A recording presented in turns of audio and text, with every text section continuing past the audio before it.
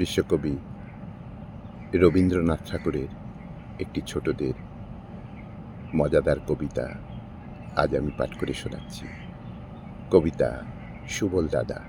শুরু করছি। সুবল দাদা আনলো টেনে আদম দিঘির পাড়ে, লাল বাদরের নাচন সেথায় রাম ছাগলের ঘাড়ে।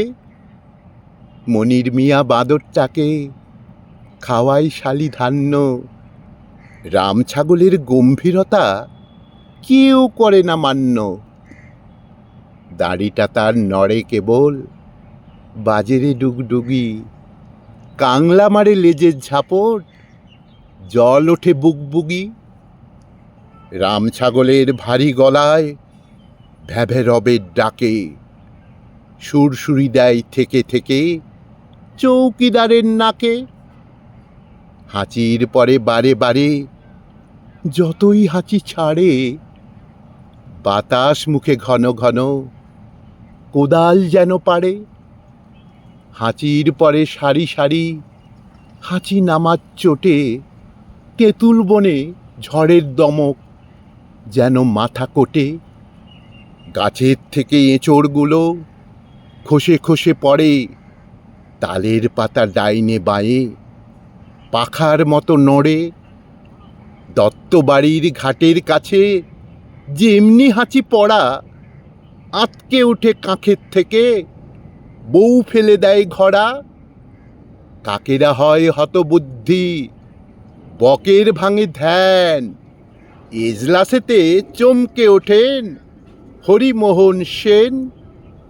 টেবিলেতে তুফান ওঠে চা পেয়ালার তলে, বিষম লেগে শৌখিনদের চোখ ভেসে যায় জলে।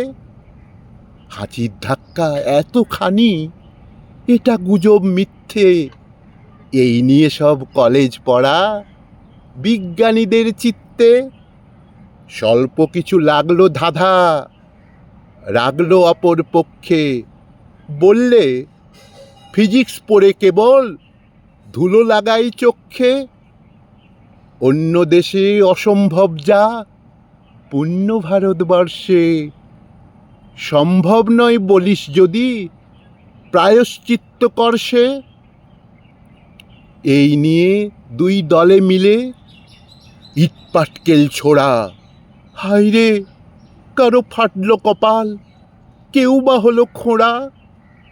গোলদিঘি লাল দিঘি জুড়ে বীর পুরুষের বড়াই, সমুদ্রের এ পারেতে এরেই বলে লড়াই। সিন্ধু পারে মৃত্যুদূতের চলছে নাচানাচি, বাংলাদেশের তেঁতুল বনে চৌকিদারের হাঁচি। সত্য হোক বা আজগুবি হোক, আদম দিঘির পাড়ে বাঁদর চড়ে বসে আছে রাম ছাগলের ঘাড়ে।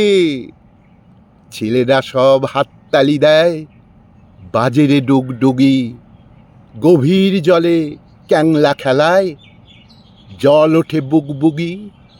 গভীর জলে ক্যাংলা খেলায় জল ওঠে বুগবুগি।